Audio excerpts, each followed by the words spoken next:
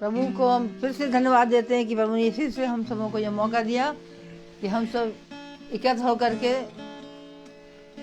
और उसके वचन में सुनने के लिए यहाँ आए हैं। होने दे प्यारे प्रभु कि जो वचन हमारे दास के द्वारा हम तक पहुँचे वो हमारे जीवनों में भी काम करे, ताकि हम और अपने विश्वास में आगे बढ़ सकें। इससे पहले कि हम और आगे अपने कार्यक्रम बढ़ाएंगे, हम सब प्रार्थना में जाएंगे और अपने सरों को झुकाएंगे और प्रभु से विनती करेंगे कि जो जो बातें हम अपने मन में लेके आए वो हमारी बातों को स्वीकार करें। Praise the Lord, hallelujah hallelujah hallelujah. पवित्र पवित्र पवित्र परमेश्वर सारी सृष्टि करता, बड़ी आदर भक्ति दीनता और भय के साथ प्यारे प्रभु हम आपके पवित्र चरणों के समक्ष उपस्थित हैं। प्यारे प्रभु सचमुच प्यारे प्रभु आपका बहुत बहुत हम धन्यवाद देते हैं कि सुबह से लेकर के अब तक प्यारे प्रभु आपने हर एक बातों में आगे बढ़कर हम सबों को प्यारे प्रभु अपनी पाप निगाह में रखा है। प्यारे प्रभु सचमुच में प्यारे प्रभु हमारे जिंदों के ज़मीने पाए गए।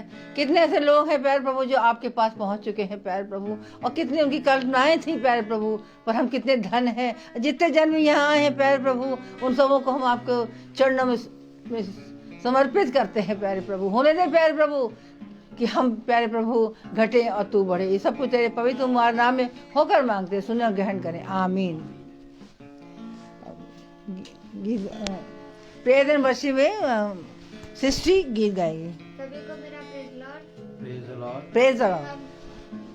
जैसा कि खुदा का वचन हमें बताता है, घोड़े तो युद्ध के लिए तैयार किए जाते हैं, परंतु युद्ध में विजय यहोवा की ओर से मिलती है। तो आइए इस आयत को लेकर हम लोग सब खुदा यीशु मसीह की स्तुति और महिमा करते हैं।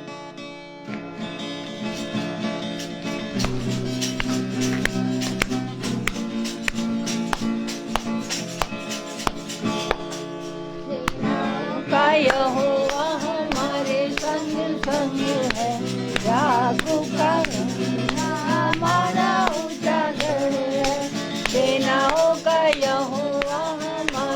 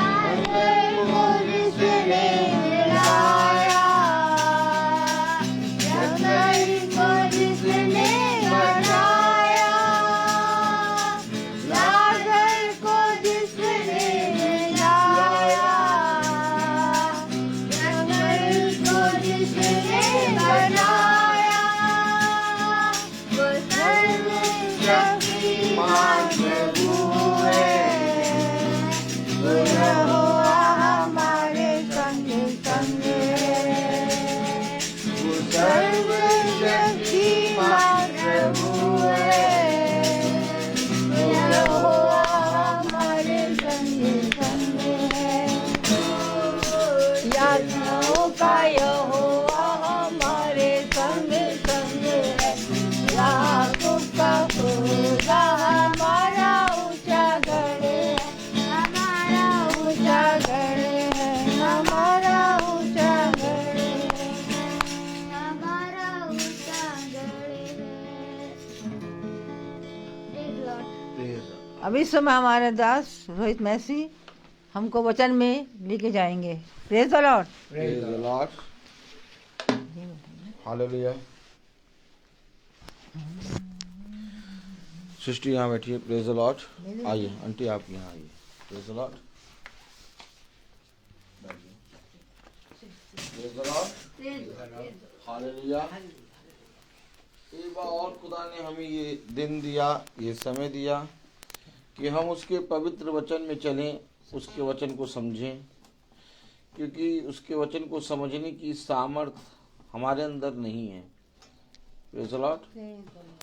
हम उसके वचन को तब समझते हैं जब, मेरे प्यारे भाई बहनों, हमारे जीवन में कोई अंधकार आता है और उस अंधकार में जब हम उसको पुकारते हैं और जब वो हमारी नैया को एक बार फिर से सहारा देता है, तब हम जान जाते हैं कि हम चाहे जितना बल लगाएं और चाहे जितना हम अपने जीवन में आगे बढ़ जाएं, लेकिन बिना प्रभु के हमारा जीवन व्यर्थ है। Praise the Lord. आइए हम प्रभु के वचन से एक आयत पढ़ेंगे। रोमियो उसका 2 अध्याय, रोमियो उसका 2 अध्याय। हम सब अपने स्थानों पर खड़े हो जाएं और उसकी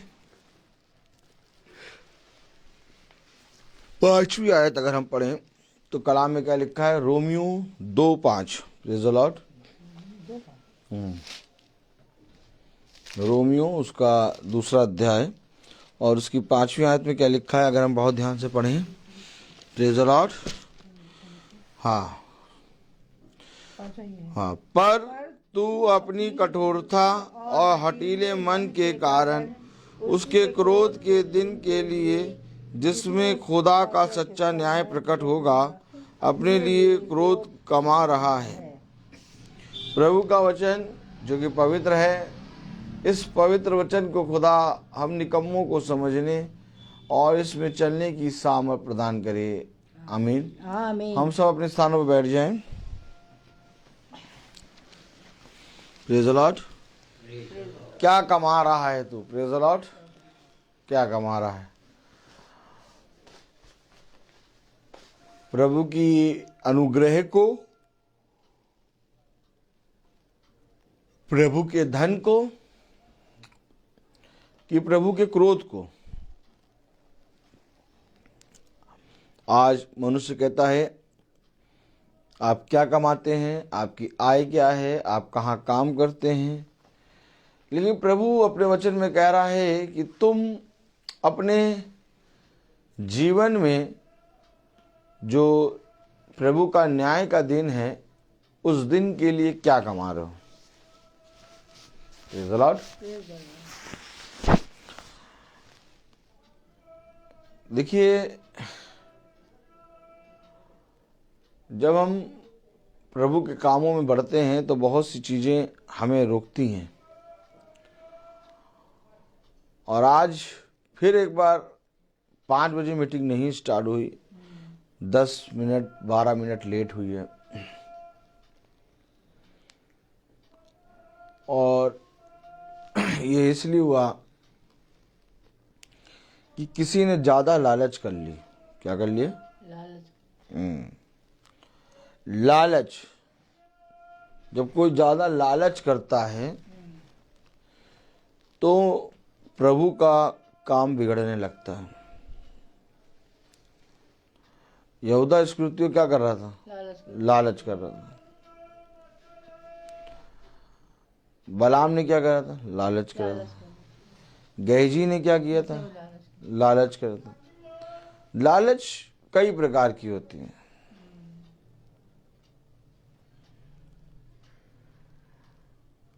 अभी बहुत दिनों से कैटेकिज्म चल रहा है इनका, रोज जाना पड़ता बच्चों को छोड़ने।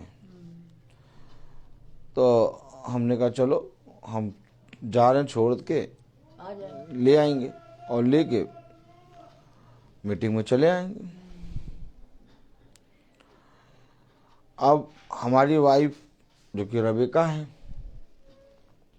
उसको मालूम है कि 5 बजे ये मीटिंग में जाना है, 10-15 मिनट पहले ही पहुंचते हैं।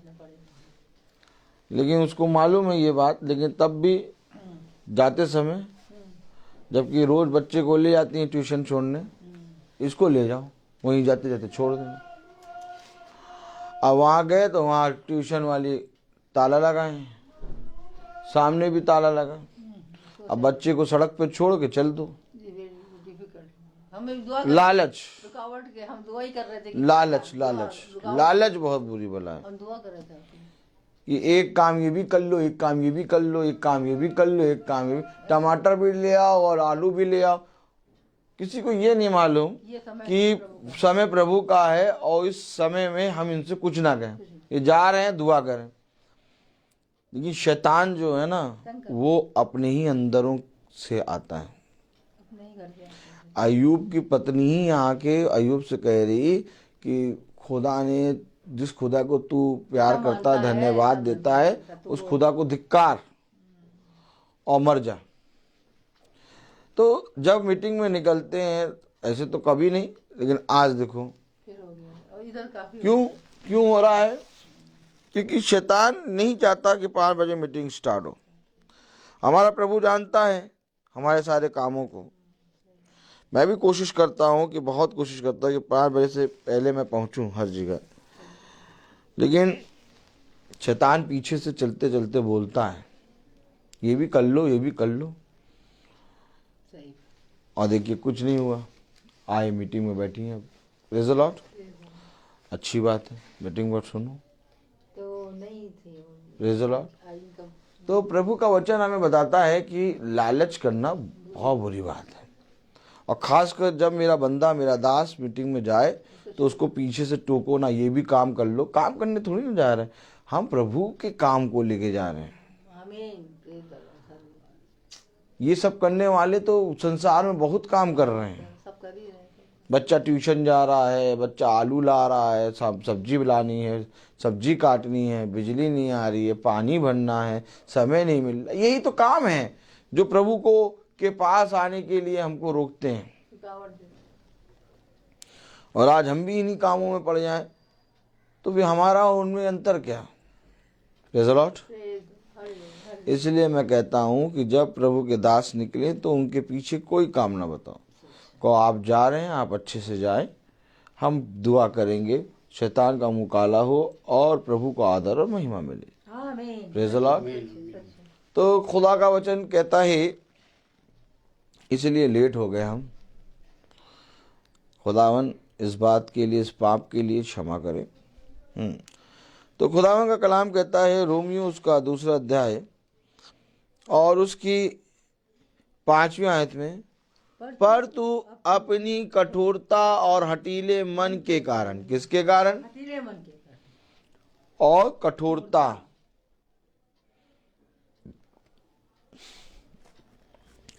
कठोरता और हठीले मन के कारण, हाँ क्या लिखा है? कारण उसके क्रोध के दिन के लिए जिसमें खुदा का सच्चा न्याय प्रकट होगा। अपने लिए क्रोध कमा रहा है। सच्चा न्याय जिस दिन प्रकट होगा उस दिन के लिए तू क्या कमा रहा है? कलाम में लिख रहा है कि तू उस दिन के लिए क्रोध कमा रहा है। भैया क्रोध कोई जना करना चाहता है? नहीं। कोई जना चाहते हैं प्रभु के क्रोध को देखना चाहता है? नहीं। सब कहते प्रभु हम पर दया करो। बुरा कर रहे हैं लेकिन तब भी कहते प्रभु हम पर दया करो। कोई नहीं चाहता कि प्रभु के क्रोध को देखे, लेकिन वचन कह रहा है कि तू क्रोध को कमा रहा है। और क्रोध को कैसे कमा रहे हैं? हठीले मन और अपनी कठोरता के कारण।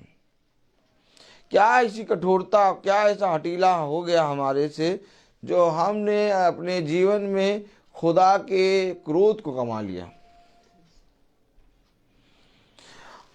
खुदा का कलाम कहता है अपने लिए धन पृथ्वी पर नहीं इकट्ठा कर, बल्कि अपने लिए धन स्वर्ग में इकट्ठा कर। आमीन। तब जो स्वर्ग में है वो तुझे बहुतायत की आशीष देगा। तो आखिर कमाना है हमें, और वो है खुदा का अनुग्रह, खुदा के उन आशीषों को, उन उत्तम उत्तम वरदानों को जो मेरे प्यारे भाई बहनों खुदा ने अपने अभिषिक्तों के लिए रखा है। Praise the Lord. मैं आपको सच कह रहा हूं मेरे प्यारे भाई बहनों कि आज हम बहुत सी चीजें कमा तो लेते हैं, बहुत सी चीजें प्राप्त तो कर लेते हैं, लेकिन हम अपने खुदा के वचन से अपने लिए क्रोध को इकट्ठा कर लेते हैं, जबकि हमें अपने लिए खुदा के वचन से अनुग्रह कमाना है। एक है जिसने अनुग्रह कमाया, वो कौन है? पौलुस।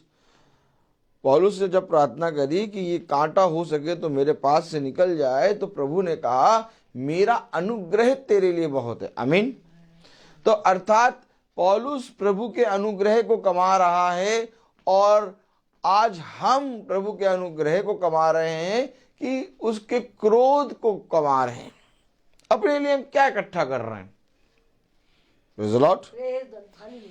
कलाम कह रहा पर तू अपनी कठोरता और हठीले मन के कारण उसके क्रोध के दिन के लिए, जिसमें खुदा का सच्चा न्याय प्रकट होगा, अपने लिए क्रोध कमा रहा है। क्रोध कैसे कमा रहे हैं? कठोरता और हठीलेपन के कारण क्रोध कमा रहा है। प्रभु के न्याय के दिन, आमीन, प्रभु के न्याय के दिन में के लिए तू अपने लिए क्रोध कमा रहा है। Praise the Lord. आइए देखें वचन में। हालेलुया। कैसे क्रोध कमा रहा है? अगर हम पहला रोमियो उसका पहला अध्याय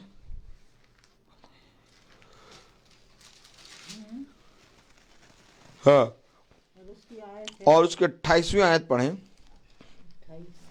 जब उन्होंने खुदा को पहचानना ना चाहा तो खुदा ने भी उनके निकम्मे मन पर छोड़ दिया कि वे अनुचित काम करें। ये क्रोध कमाना, कैसे कमा रहे क्रोध?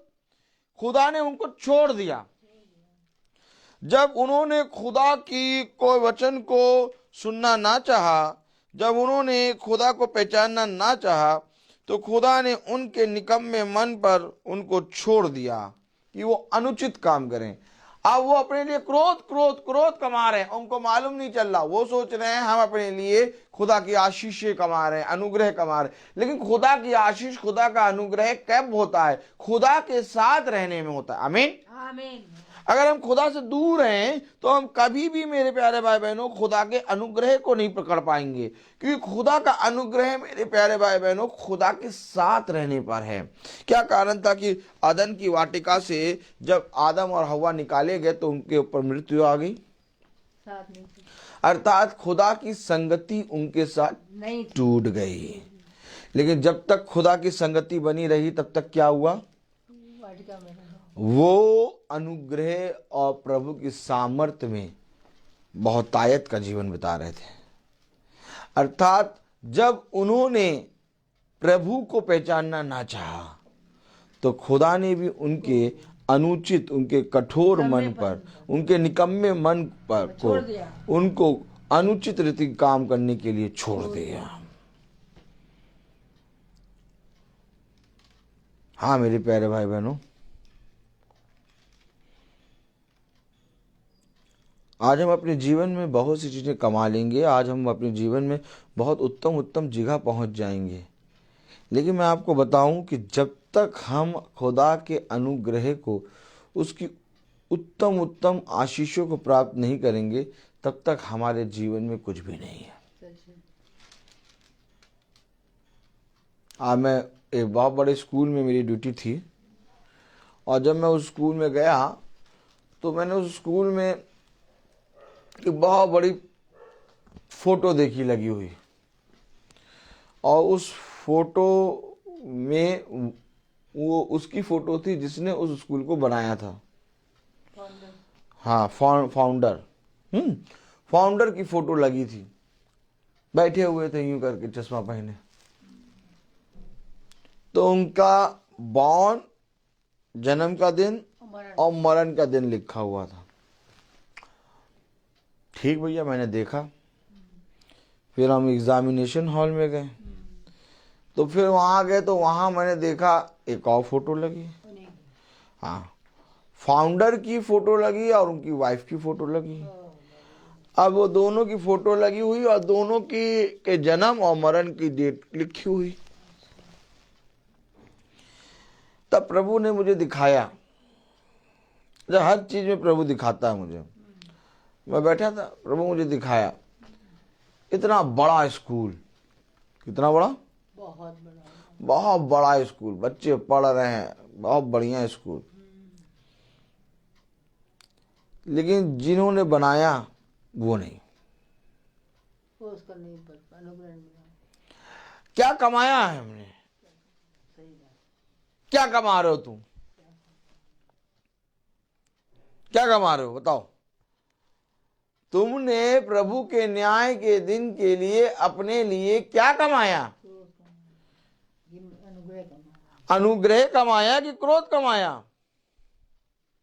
अब अगर हम खुदा को पहचान कर उसके वचन में बैठते, उसके वचन को सुनते, उसके वचन पे कान लगाते हैं और मनुष्य के सामने ये स्वीकार करते हैं कि यीशु मसीह ही खुदा है और वही हमारा उद्धार करता है और जो वो कहेगा वैसा हम करेंगे, तो हम उसके अनुग्रह को कमाते हैं। लेकिन अगर हम उसके वचन में अपने जीवन को नहीं देते और उसके विरोध में बातें करते हैं तो हम क्रोध कमाते हैं। लाख बंगला बने हो, अब बड़ा स्कूल है,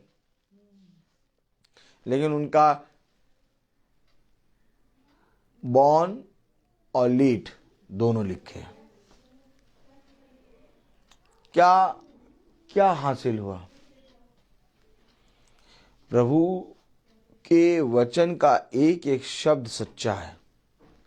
किसी राजा ने अपने लिए छोटे खत्ते तोड़वा के बड़े खत्ते बनवा लिए और उसमें खूब अन्न और खूब खाद्य पदार्थ भर दिया और कहा, ए मेरी जान, अब आराम से बैठ और बुढ़ापे तक जब तक तू जीवित है खा। खुदा ने कहा, आज ही मैं तेरे प्राणों को ले लूंगा। यहां बात आती है कि तुमने इस पृथ्वी पर रहते हुए क्या कमाया? Praise the Lord. आइए देखें,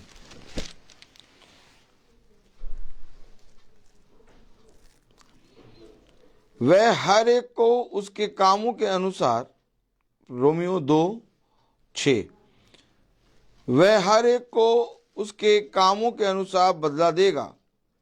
जो सुकर्म में स्थिर रहकर महिमा और आदर और अमरता की खोज में हैं, उन्हें वह अनंत जीवन देगा। पर जो विवादी हैं और सत्य को नहीं मानते वरन अधर्म को मानते हैं, उन पर क्रोध का कोप पड़ेगा। अरे, क्रोध का कोप किस पर पड़ेगा? जो विवादी हैं, जो सत्य को नहीं मानते। समझिए, एक है जिनको अनंत जीवन मिलेगा और एक है जिन पर क्रोध का कोप पड़ेगा। कलाम कह रहा, वह हर एक को उसके कामों के अनुसार बदला देगा। जो अच्छा, कामों के अनुसार क्या? अब भैया, हम तो सबके साथ भला करते हैं, हम तो खूब दान पुण्य करते हैं, हम तो बहुत अच्छा करते हैं, ये काम नहीं। 7वीं आयत पढ़े तो क्या लिखा है? जो सुकर्म में स्थिर रहकर महिमा और आदर और अमरता की खोज में है। अर्थात किसकी खोज में? अमरता, सुकर्म में स्थिर रहकर महिमा और आदर और अमरता की खोज में, अर्थात यीशु मसीह की खोज में है। आमीन। क्योंकि धन्य है वे जो खुदा की ओर दृष्टि करते हैं, धन्य है वे जो खुदा को खोजते हैं, क्योंकि वे यहोवा के दर्शन को देखेंगे।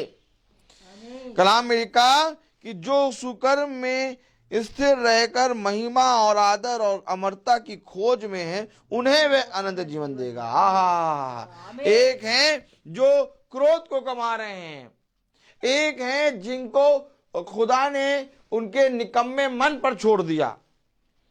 जिस तरह से उन्होंने खुदा को पहचानना नहीं चाहा, वैसे ही खुदा ने भी उनके निकम्मे मन पर उनको अनुचित काम करने के लिए छोड़ दिया। क्यों अनुचित काम करने के? जाओ और जाके तुम उन्हीं कामों में लगे रहो, तुम कभी भी जीवन को नहीं प्राप्त कर पाओगे। देखो, तुम जीवित तो हो, लेकिन तुम जिंदों में जिंदा नहीं हो। क्यों? क्योंकि जिंदों में जिंदा खुदा जो है वो जीवन देता है, और यदि तुम जीवित हो तो तुम्हें जीवन की बहुत जरूरत है, क्योंकि जीवन खुदा के पास है, और जीवन है अनंत जीवन। आमीन। जीवित रहना अनंत जीवन नहीं है। अनंत जीवन है अमरता को पहनना। कह रहा है अमरता को पहनकर। आमीन। क्या कह रहा है? पढ़े, जो सुकर्म में स्थिर रहकर महिमा और आदर और अमरता को की खोज में है, उन्हें वह अनंत जीवन देगा। आमीन। अब आप बताइए, क्या खुदा के वचन की खोज में हैं आप? तो आपको मेरे प्यारे भाई बहनों अनंत जीवन मिलेगा। लेकिन अगर आप खुदा के वचन के खोजी नहीं है, अगर आप खुदा के प्रति ईमानदार नहीं हैं, अगर आप खुदा के वचन को तुच्छ जानते हैं, तो आप कभी भी खुदा के वचन को अर्थात अमरता को अर्थात अनंत जीवन को पहन नहीं पाएंगे। अनंत जीवन कैसे मिलेगा? देखिए कलाम में क्या लिखा, पढ़े जरा। जो सुकर्म में स्थिर रहकर महिमा और आदर और अमरता की खोज में है, उन्हें वह अनंत जीवन देगा। पर जो विवादी हैं और सत्य को नहीं मानते। अरे विवादी क्या?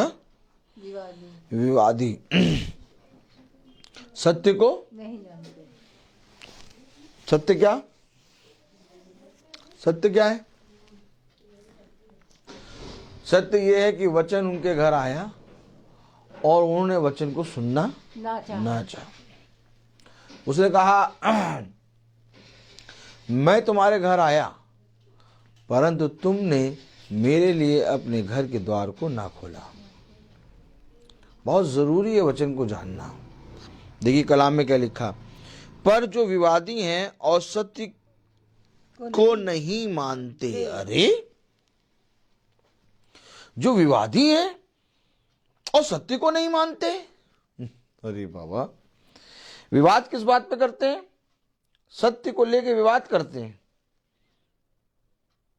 सत्य को मानते नहीं है, सत्य को धारण नहीं करेंगे, सत्य के प्रति ईमानदार नहीं होंगे, बल्कि सत्य को लेके विवाद करेंगे।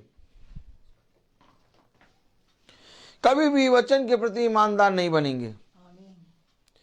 पर जो विवादी हैं और सत्य को नहीं मानते, अधर्म को मानते हैं। अरे अधर्म को मानते हैं मतलब ऐसे कैसे? हर मनुष्य तो भैया हो जाते हैं प्रभु प्रभु करता है, अधर्म को कैसे मानते हैं? बाइबल झूठी हो जाएगी क्या? नहीं, बाइबल में लिखा है अधर्म को मानते हैं, सत्य को नहीं मानते। सत्य बताओ तो विवाद करते हैं। क्यों? क्योंकि ये अधर्म को मानते हैं, ये सत्य को नहीं मानते। सत्य को वो मानेगा जो खुदा की ओर से है। Praise the Lord. सत्य को वो मानेगा जो खुदा की ओर से है, लेकिन जो खुदा की ओर से नहीं है वो अधर्म के प्रति ईमानदार होगा। मेरे प्यारे भाई बहनों, उसने कहा सत्य को जानोगी तो सत्य तुम्हें सारी बातों से स्वतंत्र करेगा। अब अगर सत्य स्वतंत्र कर रहा है तो मैं आपसे पूछूं मेरे प्यारे भाई बहनों कि आप आज तक अधर्म में क्यों पड़े हैं? आप आज तक विवादी क्यों हैं? क्योंकि आपने सत्य को ना माना। कलाम कह रहा, वचन कह रहा, पर जो विवादी हैं और सत्य को नहीं मानते वरन अधर्म को मानते हैं, उन पर क्रोध और कोप पड़ेगा। अरे बाबा, जो वाद विवाद करते हैं, जो सत्य को नहीं मानते, जो अधर्म को मानते हैं, उन पर क्रोध का कोप पड़ेगा। अब बताओ क्या कमा रहे हैं आप? जब प्रभु का सत्य वचन आपके घर आया तो क्या आपने उसको बैठ के सुनकर स्वीकार किया? अगर आपने उसको बैठ के सुनकर स्वीकार किया तो आप खुदा के अनुग्रह को कमाएंगे। लेकिन अगर आपने उस वचन को अपने जीवन में एक्सेप्ट नहीं किया, उस वचन को वाद और विवाद करके उड़ा दिया, उस वचन को सत्य आया और सत्य के बारे में विवाद किया कि ये सत्य मेरे घर क्यों आ गया, आखिर इसकी क्या ज़रूरत है, देखो हम ऐसे भी तो खा पी रहे हैं, ये प्रार्थना की क्या ज़रूरत है। हम नहीं चाहते कि ये प्रार्थना हो। हेलो, हम नहीं चाहते ये प्रार्थना हो। पता नहीं क्यों प्रार्थना कराते हो, पता नहीं क्यों तुम प्रार्थना कराते हो। हम नहीं चाहते ये प्रार्थना हो। क्यों? विवादी, सत्य को ना मानने वाले। कलाम में देखो क्या लिखा है, पर जो विवादी हैं और सत्य को नहीं मानते। जब सत्य आता है तो विवाद होता है। क्या विवाद होता है? तुमने फिर मीटिंग करा ली, क्यों कराया?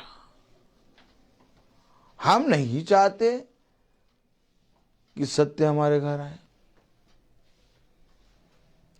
आपको मालूम है कि निकोदेमुस खुदावन यीशु मसीह से रात को मिलने क्यों आया? क्योंकि निकोदेमुस यहूदियों का धर्म गुरु है और निकोदेमुस एक ऐसे स्थान पे बैठा है कि सब उससे धर्म की बातें पूछते हैं। अब उसी जगह यीशु मसीह खड़ा है। अब बताइए, निकोदेमुस धर्म गुरु बड़ा है कि यीशु मसीह बड़ा है? भाई ऑफिशियली बात यीशु मसीह। लेकिन निकोदेमुस को एक पोस्ट मिली है, निकोदेमुस के पास एक अपना राजगद्दी है, एक अधिकार है। तो निकोदेमुस यीशु मसीह को देख रहा है कि वो ऐसे काम कर रहा है कि कोई मनुष्य नहीं कर पा रहा। वो जानता है कि बिना खुदा की ओर से आए ऐसा कोई मनुष्य कर नहीं सकता। तो निकोदेमुस उससे शिक्षा लेने दिन में नहीं जा रहा, रात में जा रहा, ताकि कोई मेरा जना देख ना ले कि हमारा धर्म गुरु इस यीशु मसीह के पास, इस बढ़ई के पुत्र के पास गया है। निकोदेमुस के पास एक आत्मा है जो खुदा के प्रति ईमानदार है, लेकिन निकोदेमुस के अंदर एक भय की आत्मा भी है कि अगर मैं यीशु मसीह को अपना गुरु कह के स्वीकार करूंगा, अगर मैं यीशु मसीह के वचन को, सत्य को ग्रहण कर लूंगा, तो मेरे पास कौन आएगा। क्या लिखा कलाम में, देखिए पढ़ें। पर जो विवादी हैं और सत्य को नहीं मानते, ये क्योंकि जो सत्य को मानेगा, जब सत्य उसके घर आएगा तो वो उसका आदर करेगा, उसकी महिमा करेगा। क्या लिखा है, आपने क्या पढ़ा? वह हर एक को उसके कामों के अनुसार बदला देगा। जो सुकर्म में स्थिर रहकर महिमा और आदर और अमरता की खोज में है, उन्हें वह अनंत जीवन देगा। महिमा, आदर और अमरता की खोज। तो आदर किसका करना है, महिमा किसकी करनी है, अमरता की खोज किसकी करनी है? यीशु मसीह। अर्थात जब यीशु मसीह तुम्हारे घर आए तो तुम महिमा करो, उसको आदर दो और उस अमरता को, जो वचन आया है, उसको पहन लो, तो तुम्हें अनंत जीवन मिलेगा। लेकिन तुम उसको, यीशु मसीह को ना आदर दो, ना उसकी महिमा करो, और बल्कि जब वो आए तो तुम विवाद करो। कलाम में लिखा, क्या लिखा? पर जो विवादी हैं और सत्य को नहीं मानते वरन अधर्म को मानते हैं, उन पर क्रोध और कोप पड़ेगा। आप बताओ, हाय उस मनुष्य पर जो खुदा के क्रोध और कोप को कमाता है। देखो, मैं तुम्हें सच कहता हूं, अंत के समय में जिसे वो अपना समझता है उससे वो भी ले लिया जाएगा। प्रभु न्याय करता है। मेरे और आपके कहने से वो हमें स्वर्ग नहीं ले जाएगा, या तो स्वर्गदूत के कहने से वो आपको स्वर्ग नहीं ले जाएगा, या तो किसी भविष्यवक्ता के कहने से आपको स्वर्ग नहीं ले जाएगा। स्वर्ग राज्य आपको तब प्राप्त होगा जब आप उसकी महिमा, उसका आदर और उसकी अमरता की खोज में रहें। उसको अनंत जीवन मिलेगा। आमीन। लेकिन जो उसकी महिमा, उसको आदर ना दे और उसकी अमरता का वचन अपने जीवन में ग्रहण ना करे, वो प्रभु के दिन के लिए क्रोध और कोप को कमा रहा है। अरे कब मनुष्य इस वचन को जानेगा? क्या कमाया है आपने? मैंने, लोग कहेंगे भैया आपने अभी तक क्या कमाया? मैंने भैया इस लखनऊ में हमारे 5-6 घर हैं, बैंक बैलेंस है, गाड़ियां हैं और यही सब है।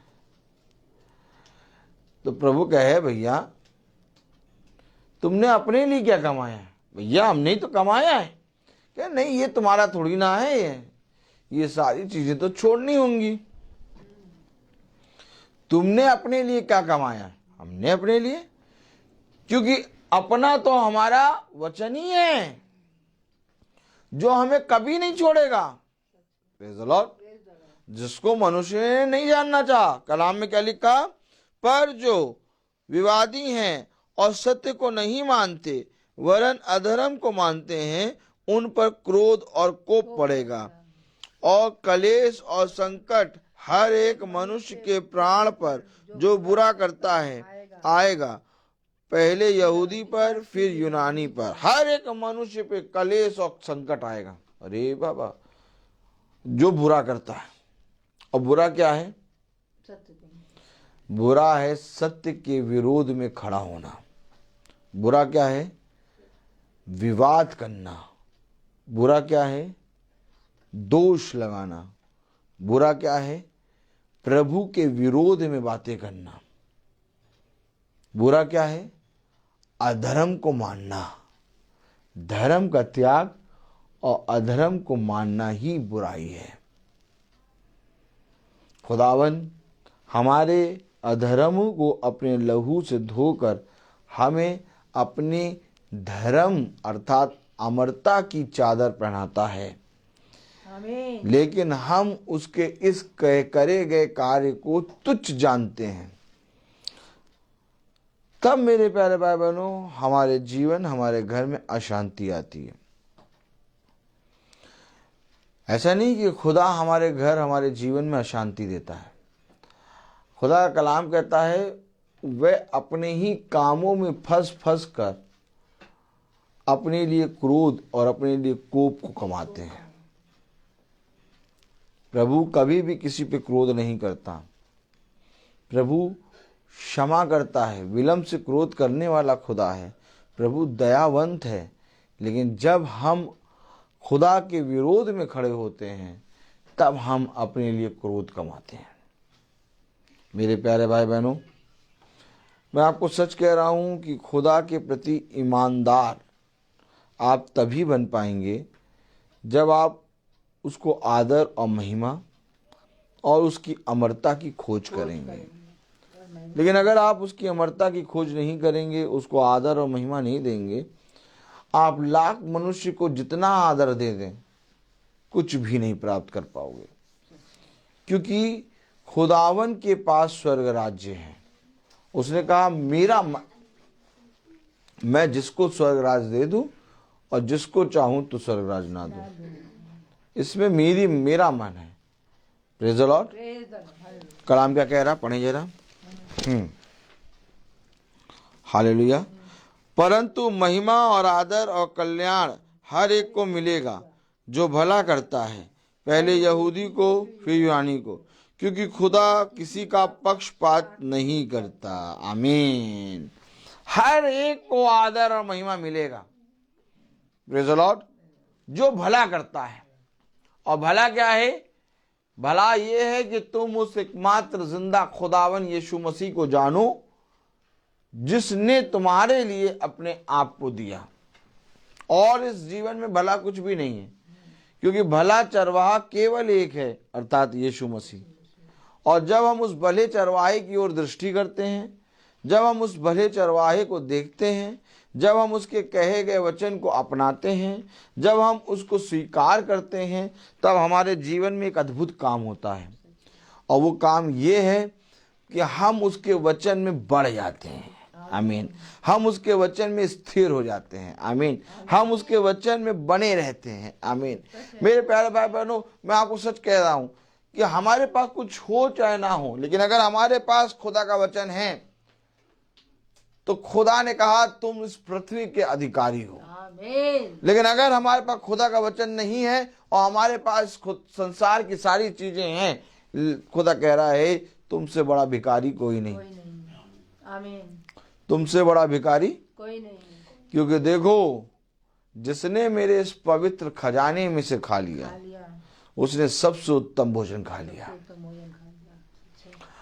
जब उस विधवा ने अपनी घटी में से डाला तो खुदा ने उन सारे रईसजादों को, जिन्होंने खूब खूब डाला था, सबको विधवा के आगे क्या बना दिया? भिखारी। कहा विधवा ने सबसे बढ़कर डाला। आमीन। देखिए, ये खुदा का आत्मा है। ये अगर तुम्हारे जीवन से खुदा को आदर और महिमा मिल रही है तो खुदा भी तुम्हें आदर और महिमा देगा। Praise the Lord. कलाम में क्या लिखा, पढ़े। परंतु महिमा और आदर और कल्याण हर एक को मिलेगा। अरे कैसे महिमा और आदर मिलेगा? तुम्हें वो चूमेगा और तुम पर अपने जीवन के मुकुट को रखेगा। आमीन। और कहेगा ये मेरा वो पुत्र है जिसने पृथ्वी पर रहते हुए मेरे वचन के लिए एक युद्ध लड़ा है। सच है। मैं आपको सच कह रहा हूं मेरे प्यारे भाई बहनों, समय निकलते देरी नहीं लगती।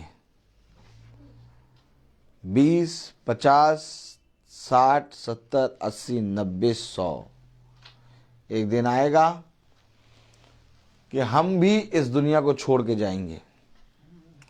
लेकिन सबसे उत्तम बात यह है कि इस दुनिया को छोड़ने से पहले हम एक दुनिया में घर बना लें। आमीन। ये दुनिया तो नष्ट हो जाएगी, परंतु वो दुनिया जो खुदा ने बनाया, अर्थात नया यरूशलेम, वो देश जो कनान देश है, आमीन, वो देश जिसमें दूध और मधु की धाराएं बहती हैं, आमीन, वो कभी न अंत ना होगा।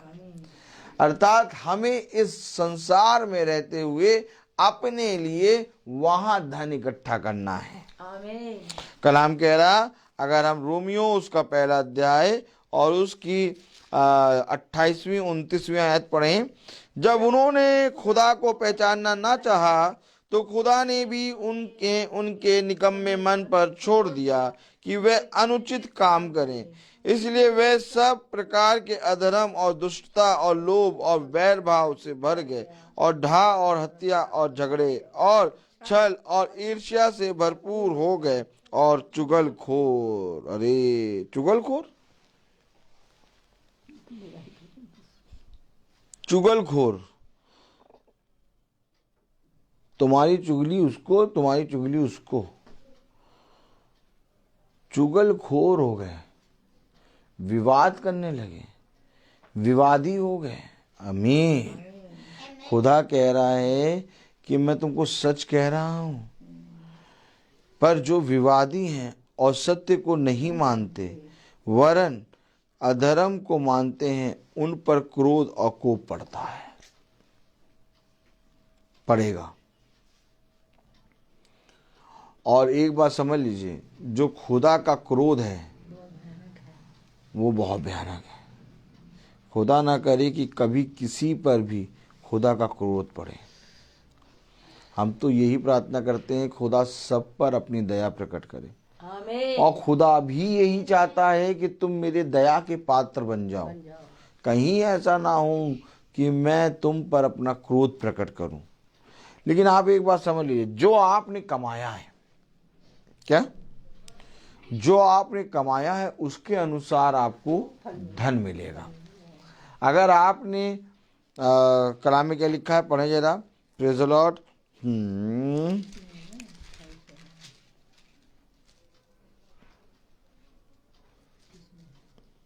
हाँ, 5वीं आयत, पर तू अपनी कठोरता और हठीले मन के कारण उसके क्रोध के दिन के लिए, जिसमें खुदा का सच्चा न्याय प्रकट होगा, अपने लिए क्रोध कमा रहा है। अर्थात खुदा का न्याय जिस दिन प्रकट होगा उस दिन के लिए तूने अपने लिए क्या कमाया है। आपने जो कुछ कमाया है उसके अनुसार आपका न्याय हो जाएगा। अगर आपने घास कमाई है, अगर आपने फूस कमाया है, अगर आपने लकड़ी का लट्ठा कमाया है, तो आग आएगी, उस पर डलेगी और वो जल के भस्म हो जाएगा। लेकिन अगर आपने प्रभु की सामर्थ्य में सोने को इकट्ठा किया है, तो आग उस पर आके जब गिरेगी तो सोना और आग में चमकने लगेगा। आमीन, आमीन। मेरे प्यारे भाई बहनों, कौन है जो प्रभु के वचन के प्रति ईमानदार है? कौन है जो उसके वचन को सुनने के लिए सदा तत्पर रहता है? कौन है जो उसके वचन पे कान लगाता है?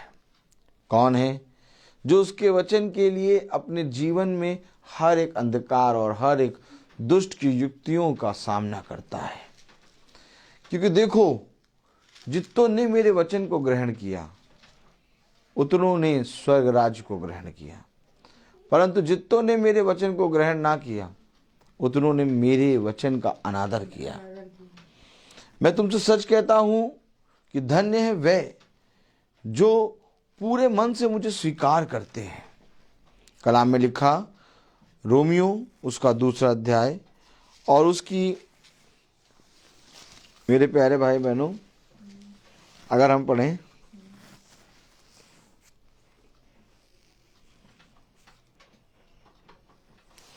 तीसरी आयत, हे मनुष्य, तू जो ऐसे ऐसे काम करने वालों पर दोष लगाता है और आप वे ही काम करता है, क्या यह समझता है कि तू खुदा की दंड की आज्ञा से बच जाएगा? अरे, खुद वही काम कर रहा है और दूसरों पे दोष लगा रहा है। क्या तू समझता है कि तू खुदा की दंड की आज्ञा से बच जाएगा? इससे पहले कि तू दूसरों पर दोष लगाए, तू पहले खुद वो काम करना बंद कर। हमें अपने जीवन को पवित्र करना है, हमें अपने जीवन को स्थिर करना है, हमें अपने जीवन को प्रभु की आत्मा में बढ़ाना है।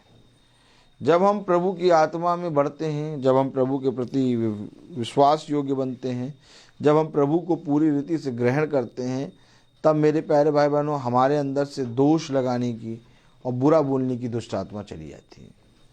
लेकिन जब तक हम प्रभु को नहीं ग्रहण करते, तब तक मेरे प्यारे भाई बहनों, हम कुछ भी भला नहीं कर पाते। आपको मालूम है, भला कुछ कोई भी नहीं है, भला केवल एक ही है, अर्थात यीशु मसीह, जो हमारा चरवाहा है, जो हमें हरी हरी चराइयों में चराता है। अगर हम उसके वचन में स्थिर बने रहेंगे तो एक दिन हम उसके स्वर्ग राज में चलेंगे, और एक दिन वो आज का दिन है, क्योंकि जो कोई उसके वचन को जीते जी ग्रहण कर लेगा वो कभी ना मरेगा। देखिए, वचन हमें साफ साफ बताता है कि मैं तुम्हारे घर आया परंतु तुमने मेरे लिए अपने द्वार को ना खोला। देखो, मैंने तुम्हारे लिए अपने अभिषिक्तों को भेजा परंतु तुमने उनकी सुधि ना ली। देखो, मैं तुमसे सच कहता हूँ कि मेरा सत्य का वचन तुम्हारे पास आया परंतु तुमने सत्य के विरोध में वाद विवाद शुरू कर दिया। लेकिन मैं तुमसे सच कहता हूं कि धन्य है वो जो मेरे वचन में बने रहेंगे। इसलिए आज वो समय आ गया कि हम प्रभु के वचन के प्रति ईमानदार बने, हम उसके वचन को ग्रहण करें और प्रतिदिन उसके वचन को पढ़ें। क्योंकि यदि हम उसके वचन को नहीं पढ़ते तो हमारे जीवन का दिन भर जो भी समय है सब व्यर्थ है, चाहे हम जितने काम कर लें। उसके वचन को प्रतिदिन पढ़ना ही जीवन है। और वो बुद्धिमान मनुष्य है, वो धन्य मनुष्य है जो प्रभु के वचन को प्रतिदिन पढ़ता है। आमीन। तो हर एक चीज का समय होता है। आइए हम अपनी आंखों को बंद करेंगे और प्रार्थना में चलेंगे। धन्यवाद, धन्यवाद प्यारे खुदावन, आज के दिन इस समय के लिए हम आपको धन्यवाद देते हैं। सच में मेरे प्यारे प्रभु, होने पाए कि यहाँ पर बैठा हर एक मनुष्य अपने उस न्याय के दिन के लिए क्रोध नहीं बल्कि प्रभु आपकी दया और अनुग्रह को कमाने पाए। प्यारे प्रभु, इस घर का एक एक सदस्य तेरे अनुग्रह को जानने पाए।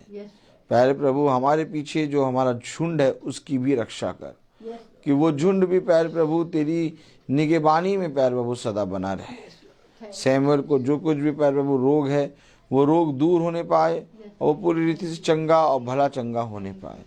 इस ठंड के मौसम में सैमुअल की रक्षा कर प्यारे प्रभु। प्यारे प्रभु, हम प्रार्थनाएं मांगते हैं कि हम जितने कामों में हाथ लगाते हैं उन सारे कामों को आशीषित कीजिए, और जितने घरों में जाते हैं उन सारे घरों पे भी अपनी दया, अपनी दृष्टि सदा बनाए रखिए।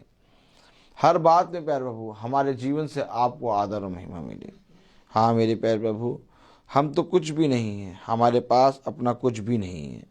सारी चीज़ें प्यारे प्रभु आपकी ओर से आती हैं, और आप ही हैं प्यारे प्रभु जो हमें प्यारे प्रभु बुद्धि और समझ देते हैं। आपकी दया दृष्टि सदा हम सब पे बनी रहे। हाँ मेरे प्यारे प्रभु, डाली आंटी के घर पे और इनकी बेटी और इनके दामाद और इनके नाती पोतों पे, इनके बेटों पर, इनकी बहुओं पर अपना अनुग्रह बड़ा हाथ रख। प्यारे प्रभु, तेरी दया तेरी सामर्थ सदा इनके साथ बनी रहे। स्तुति को भी प्यारे प्रभु अपने वचन को समझने की समझ और बुद्धि दे, कि हर एक जना प्यारे प्रभु इस घर का सदस्य तेरा भय मानने पाए, तेरे वचन पे कान लगाने पाए, और सदा तेरे वचन को आदर और महिमा मिले। प्यारे प्रभु, सब बातों में आप बढ़े और हम घटें। इस प्रार्थना को हम आपके प्यारे नाम, पवित्र नाम यीशु मसीह के नाम से मांगते, इसको सुनिए, ग्रहण कीजिए। आमीन। हे हमारे पिता जो स्वर्ग में है, तेरा नाम पवित्र माना जाए, तेरा राज्य आए, तेरी इच्छा जैसे स्वर्ग में है वैसे इस पृथ्वी में पूरी हो। हमारा प्रतिदिन का आहार आज हमें दे, और हमारे अपराध हमें क्षमा कर जैसे हम भी अपराधियों को क्षमा करते हैं, और हमें परीक्षा में न डाल परंतु बुराई से बचा। बादशाह सदा तेरी है। आमीन। अब हमारे खुदावन यीशु मसीह का फजल, खुदा बाप की मोहब्बत, पाक रूह की रिफाकत और शराकत हम में से हर एक विश्वासी जन के साथ अब से लेकर अनंत काल तक होती रहे। आमीन। धन्यवाद, धन्यवाद, धन्यवाद। सारी आशीषों के सोते धन्यवाद, धन्यवाद, धन्यवाद, धन्यवाद। सारी आशीषों के सोते धन्यवाद। सारी आशीषें आती ऊपर से। हालेलुया। धन्यवाद, धन्यवाद, धन्यवाद। सारी आशीषों के सोते धन्यवाद।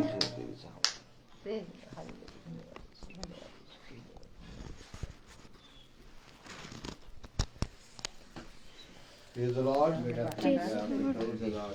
Praise the Lord. Praise the Lord.